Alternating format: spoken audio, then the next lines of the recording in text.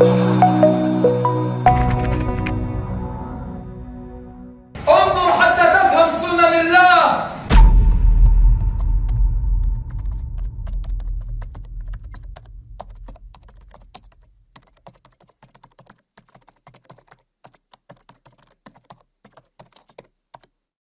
إننا الأبطال لا نحني الرؤوس إننا للمجد.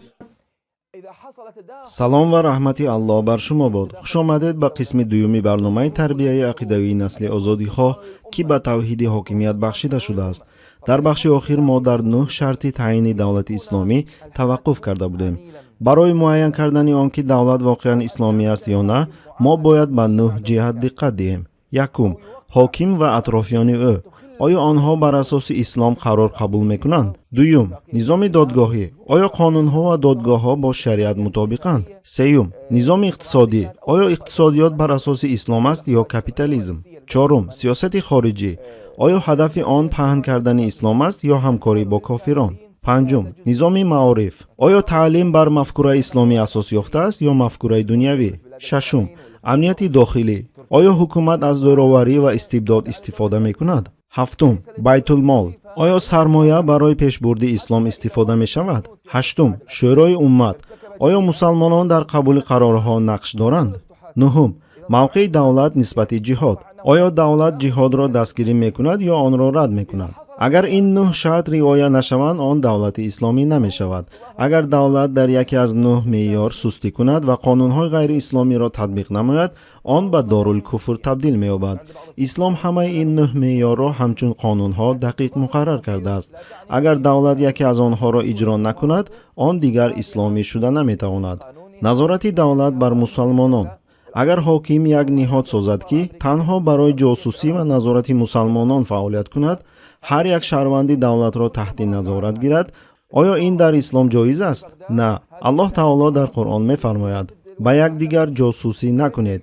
ислом ба давлат иҷозат намедиҳад ки мустақиман мусалмононро назорат кунад. ҳуқуқи мардум бояд ҳифз шавад. давлат танҳо метавонад хадамоти иктишофӣ барои дифоъ аз уммат дошта бошад. давлат барои исломӣ шудан, он бояд ҳамаи 9 меъёри исломиро комилан риоя кунад. агар яке аз ин меъёрҳо татбиқ нашаванд, давлат дигар исломӣ шуда наметавонад. вақф ва буҷаи давлат. агар ҳоким тасмим гирад ки дороиҳои вақфиро ба буҷаи давлат дохил кунад, оё ӯ ҳуқуқ дорад чунин кунад? На, ҳуқуқ надорад. вақф моликияти шахсӣ нест, балки танҳо ба онҳое тааллуқ дорад ки барояшон вақф шудааст. ҳеҷ султон ё амир ҳуқуқ надорад ки ин молро давлатӣ гардонад. мисоли таърихӣ: байбарс ва қазияи вақф. пас аз ҷанги Айн Ҷолут, байбарс ҳокими мамлукиҳо гардид. ӯ хост қисми артишро аз ҳисоби вақфҳои шом маблағгузорӣ кунад, аммо ин кор хилофи ислом буд. имом Нававӣ ва уламои Шом ба муқобили байбарс бархостанд. онҳо эътироз карданд ва роҳ надоданд ки ҳоким ба вақф даст дароз кунад. ҳоким бояд танҳо аз рӯи шариат ҳукм кунад. салтанат бояд ба уммат тааллуқ дошта бошад. дар тамоми ҷаҳон бояд танҳо як халифа бошад. агар яке аз ин шартҳо вайрон шаванд, кишвар дигар дорулислом шуда наметавонад. низоми додгоҳӣ. бисёриҳо фикр мекунанд ки низоми додгоҳӣ танҳо кодекси ҷиноӣ аст, аммо ин хатост. додгоҳ танҳо бо ҷазо маҳдуд нест, он тамоми сохтори адолатро дар бар мегирад. мехоҳам таъкид кунам ки мусалмонон аввалиншуда дар таърихи инсоният низоми додгоҳиро ҳамчун сохтор таҳия карданд. то омадани ислом, инсоният низоми муташаккили додгоҳиро намешинохт. танҳо матнҳои қонунҳои ҷиноятӣ вуҷуд доштанд, монанди кодекси ҳаммурапи, русская правдаи княз Ярослав, кодексҳои юнонёни қадим, японҳо ва хитоиҳо. ҳазорсолаҳо қонунҳои ҷиноятӣ вуҷуд доштанд, аммо дар тамоми таърихи инсоният то омадани ислом низоми пурраи додгоҳӣ вуҷуд надошт.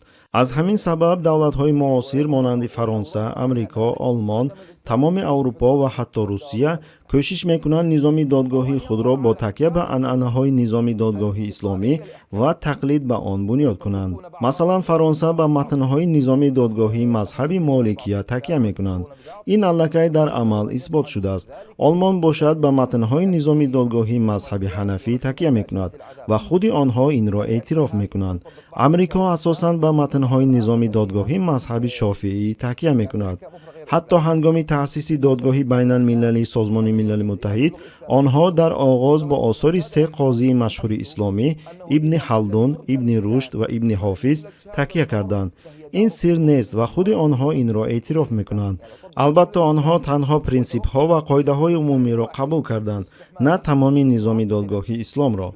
آنها پرینسیپ ها و قاعده های عمومی را گرفتند و سپس در اساس آنها نظام کفری خود را بنیاد کردند. از همین سبب وقتی ما درباره نظام دادگاهی سخن می‌رانیم، بعضی ها می‌توانند فکر کنند که تنها قانون جنایتی را در نظر داریم.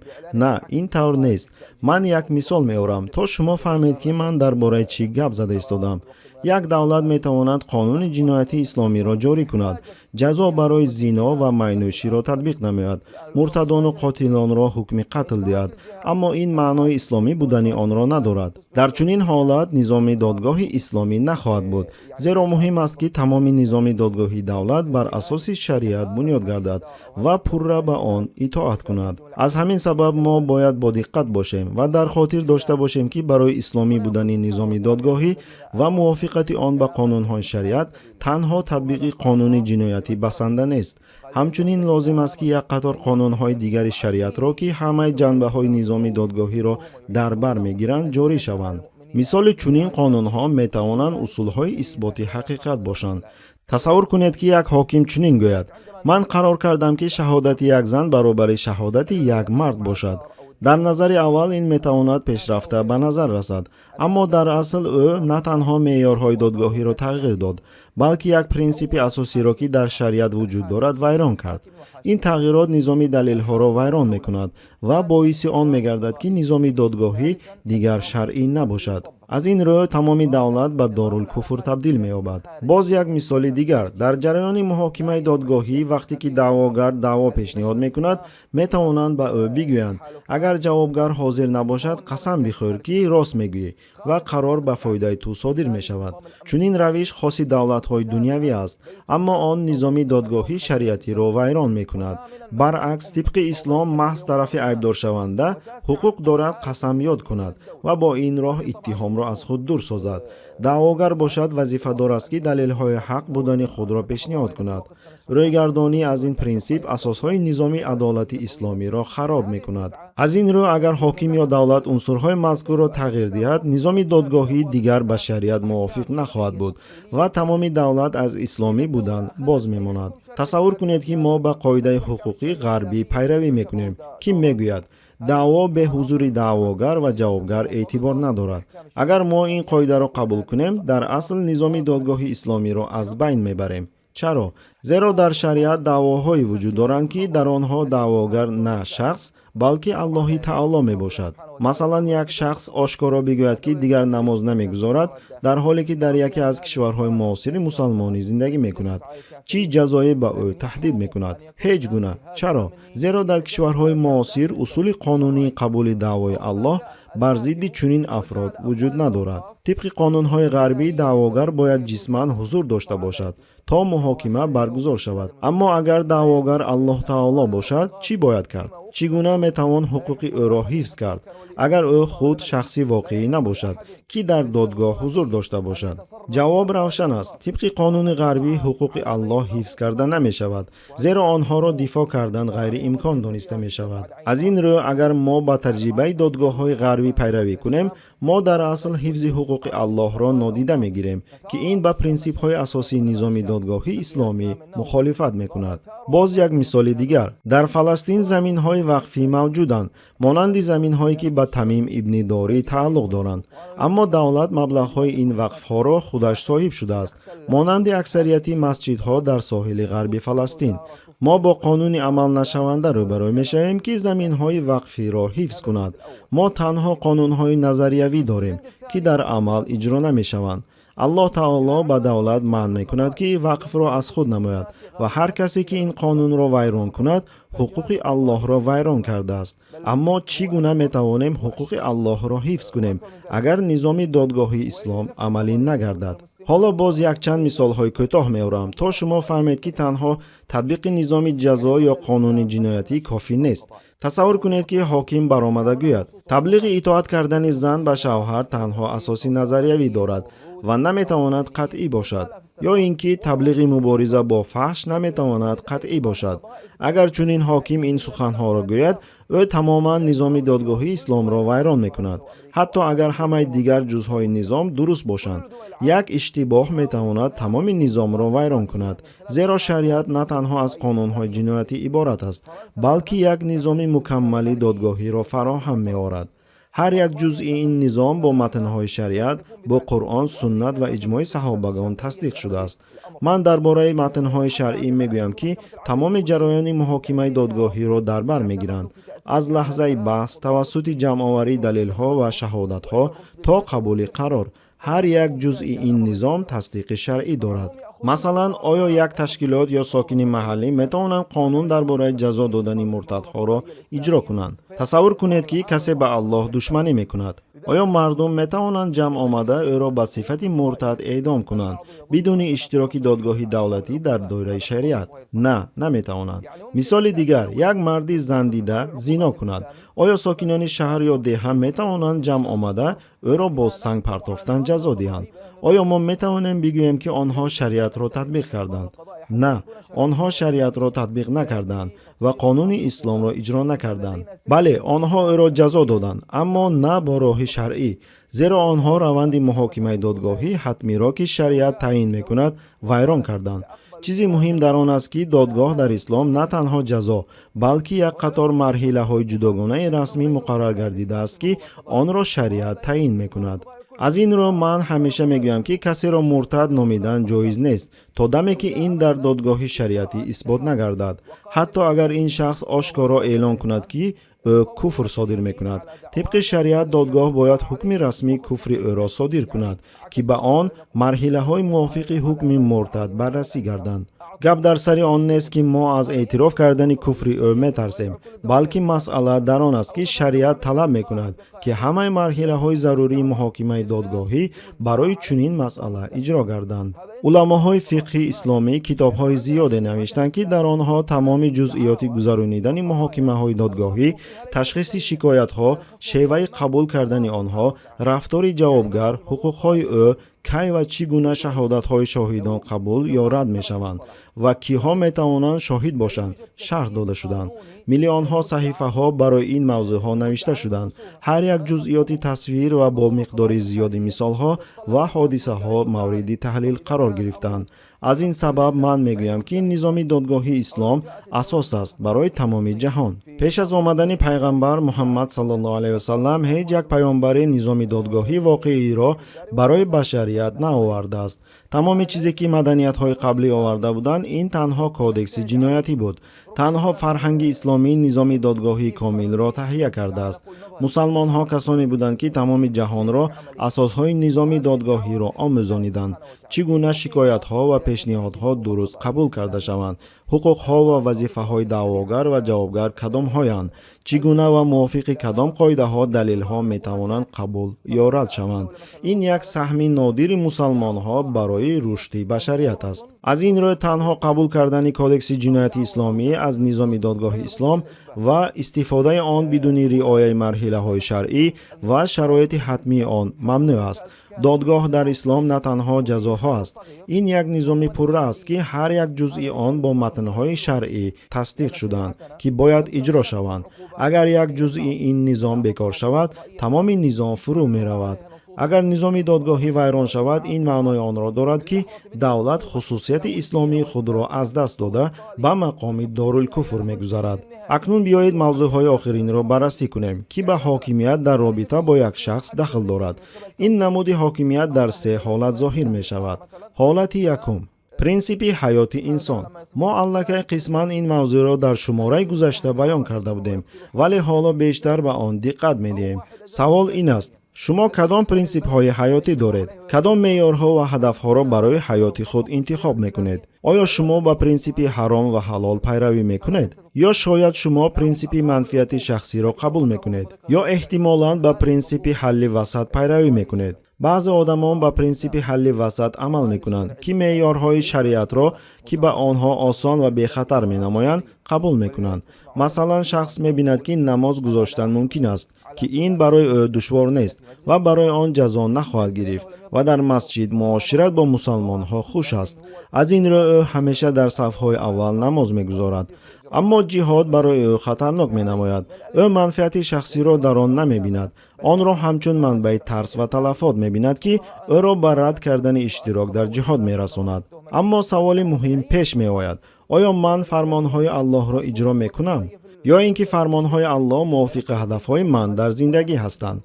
مسلمان هایی که مفهوم حاکمیت را درست در حیاتشان تطبیق میکنند میدانند که تنها راهنما و راهبر آنها در زندگی الله تعالی است. او به آنها مهمترین چیزها را در زندگیشان نشان میدهد و اگر او چیزی را فرموده باشد آن را باید اجرا کرد و اگر منع کرده باشد از آن باید دوری جست. شما نمیتوانید طبق خواهش خود قانون برآورید، زیرا شما بنده الله هستید. همه ما بندگان الله تعالی هستیم. تصور کنید آیا الله میتواند حکم صادر کند که بر ضرر ما باشد؟ مثلا الله تعالی فرموده است که سخن حق به ظالم بگوییم، اما نتیجه های این عمل میتوانند به من زیان جدی رساند، به مانند لطکوب، زندانی شدن، به عذاب و شکنجه گرفتار شدن. مگر برای چنین نتیجه های ناخوش از فرمان او دست بکشم؟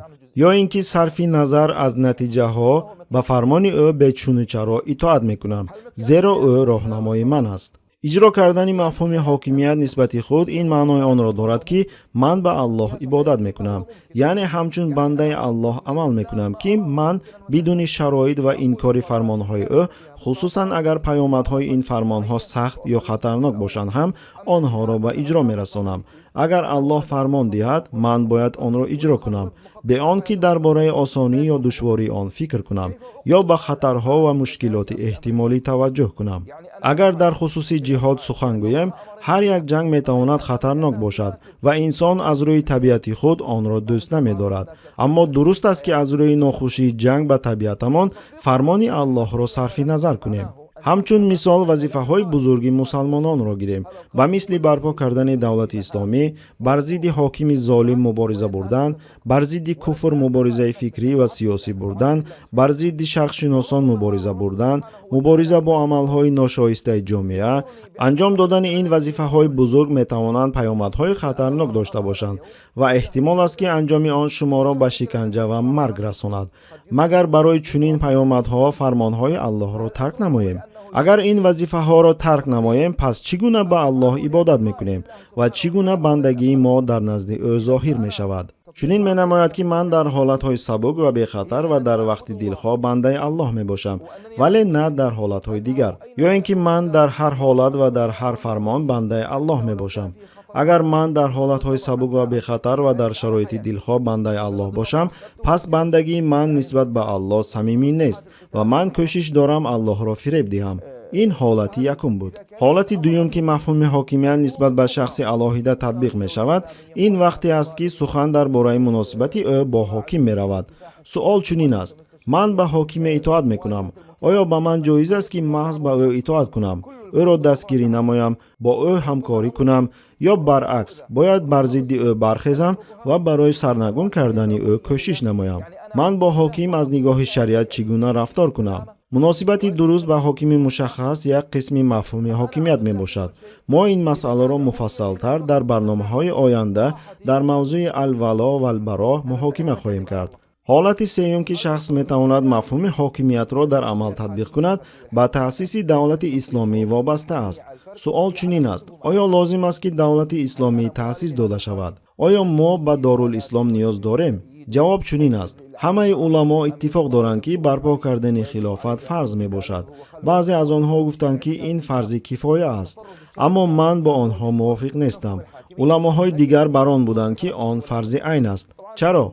зеро худи воқеият ба ин шаҳодат медиҳад. давлат то ҳол таъсис дода нашудааст ва ин маънои онро дорад ки гурӯҳи маҳдуди одамон тавре ки қаблан буд имрӯз кофӣ нест. дар замони мо ин фарз дигар кифоя нест, балки айн шудааст, яъне бар дӯши ҳар як марду зани мусалмон шахсан вогузор шудааст.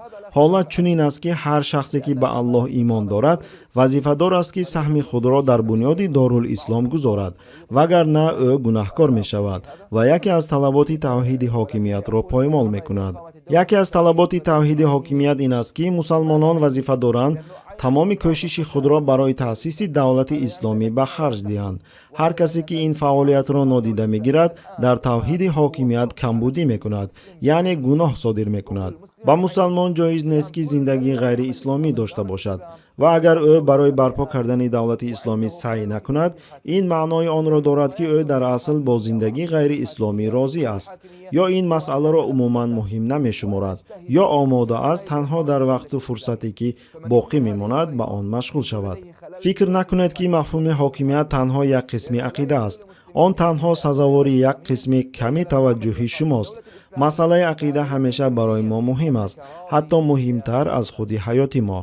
агар шумо дарк кунед ки ақидаи исломии шумо аз ҳаёти шумо ҳам муҳимтар аст ва мафҳуми ҳокимият ҷузъи ҷудонопазири он ва хеле муҳим мебошад, пас хоҳед фаҳмед ки кӯшиш барои барпо кардани давлати исломӣ вазифаи шахсии шумост, яъне фарзи айн мебошад.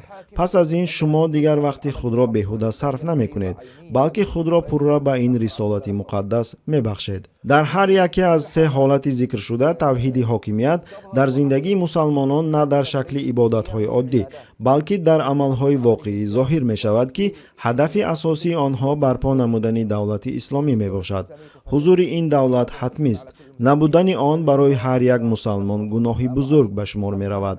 пайғамбари аллоҳ саллаллоҳу алайҳи васаллам дар ҳадисҳои худ борҳо таъкид карданд ки давлати исломӣ ва ҳукмронӣ тибқи ислом асоси ҳамаи фарзҳо дар ҷомеаи исломӣ мебошад.